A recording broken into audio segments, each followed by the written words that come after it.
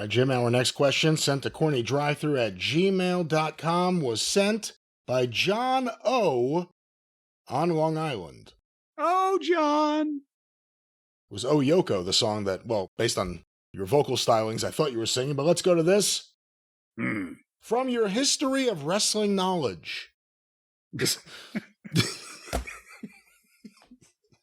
Well, no, instead of my knowledge of wrestling being history, maybe it's my history of wrestling knowledge. Maybe so. From your history of wrestling knowledge, is there any standard or rule, NWA or otherwise, for how fast the 3 count should be? Smart fans know it's usually as fast as it needs to be, but shouldn't there have been a rule written down somewhere?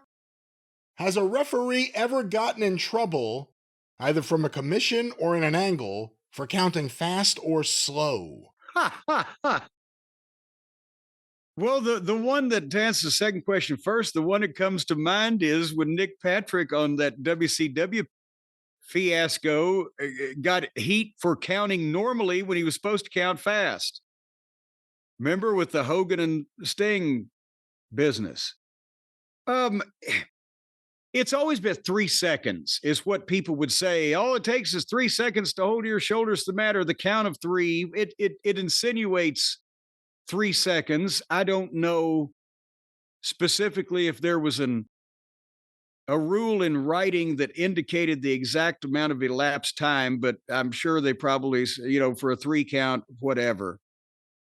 And the cadence, as the questioner mentioned, a lot of times when it's the big finish and the guys just got the big pop for the baby faces, hit the crossbody off the top, and the referee goes down to count, it might be a little quicker than normal because it's emphatic with an exclamation point on it. 1, 2, 3, yay! Whereas if it's the heel that's about to unseat the baby face and they don't see how he can possibly come back, and the heel hits some big thing and covers, the referee might want to be more dramatic. 1, 2, and a kick out at the last possible moment, whatever. But generally the thought is it's 3 seconds. And that again, it was embarrassing. And I'll tell you that he was a wonderful fellow, loved him to death. But Thomas Marlin, when I was a young fan growing up watching television and later on as a photographer going to the matches, Thomas Marlin was Eddie Marlin's brother, and he was a referee, and he loved to be a babyface. And he wanted to be a babyface so much that you can see it in matches where he refereed, even though he almost never went to Memphis. He went to Memphis when Lawler had a world title match with Harley Race, so he could referee in his red suspenders and bow tie. But he would count slow when the heel was on top because he didn't want the fans to get mad, and he'd count a little faster when that kind of stuff, it hurts your credibility. But a lot of times some referees, want to do that to make sure that they don't get buried and they didn't get unpopular. It doesn't happen anymore because nobody gives a shit. They hardly even call the referees by name. But in the day, sometimes there was heat on some referees for that.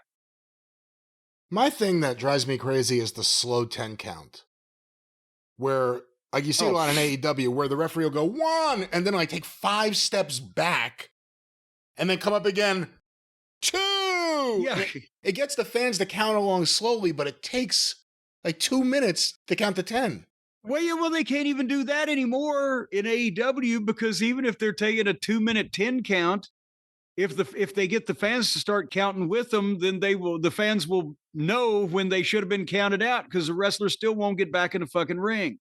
So they don't even do that anymore. They just leave the ring and the referee just stands there and just waves his arms because what else can he do?